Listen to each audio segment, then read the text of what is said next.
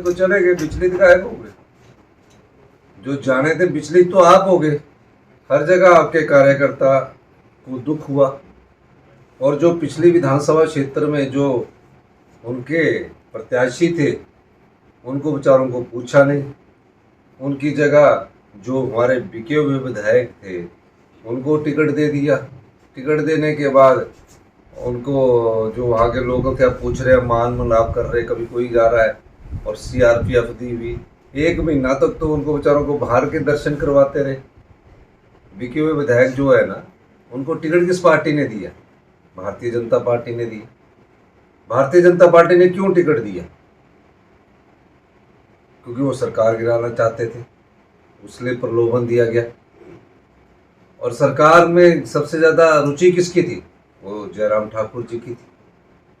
तो आप बताइए, इस प्रकार की राजनीति से लोकतंत्र मजबूत नहीं होता। और जयराम ठाकुर जी मुख्यमंत्री की कुर्सी के पर बैठने के बाद विचलित भी हैं और उल्ट बयानबाजी भी कर रहे हैं। देखिए, जयराम ठाकुर जी हर बार किसी बात को बड़ा मुद्दा बनाने की कोशिश करते हैं।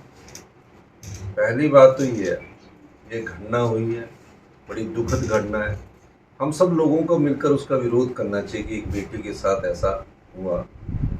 वो उस पर भी राजनीतिक रोटियां सेक रहे। मैं समझ ही नहीं पा रहा, जब से वो मुख्यमंत्री की कुर्सी से हटे हैं, कभी हमारी कुर्सी हथियाना चाहते हैं, कभी लॉ एंड ऑर्डर की बात करना चाहते हैं। किस प्रकार की राजनीति को बढ़ावा देना चाहते हैं? ये घटना हुई है, वो बेटी हमारी है, और जिस भी व्यक्ति ने इस घटना को किया उसको हमने जेल की सलाखों के पीछे भेजा है। मैं देख रहा हूँ एक चीज़ वायरल हो रही थी मेरे नाम से। हमने कभी भी ऐसी बात नहीं की।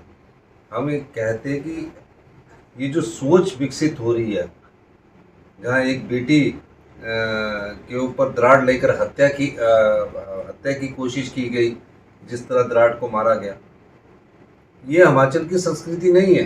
हिमाचल देव भूमि में विश्वास करने वाले लोग हैं हम, लेकिन फिर भी घटना घटी और हमने कहा कि सरकार उसका पूरा इलाज का खर्चा उठाएगी। वो गए, अच्छी बात है, लेकिन उनके परिवार के साथ उन्होंने संवेदना की, अच्छी बात है, लेकिन उस पर राजनीतिक रोटियां सेकना गलत बात है।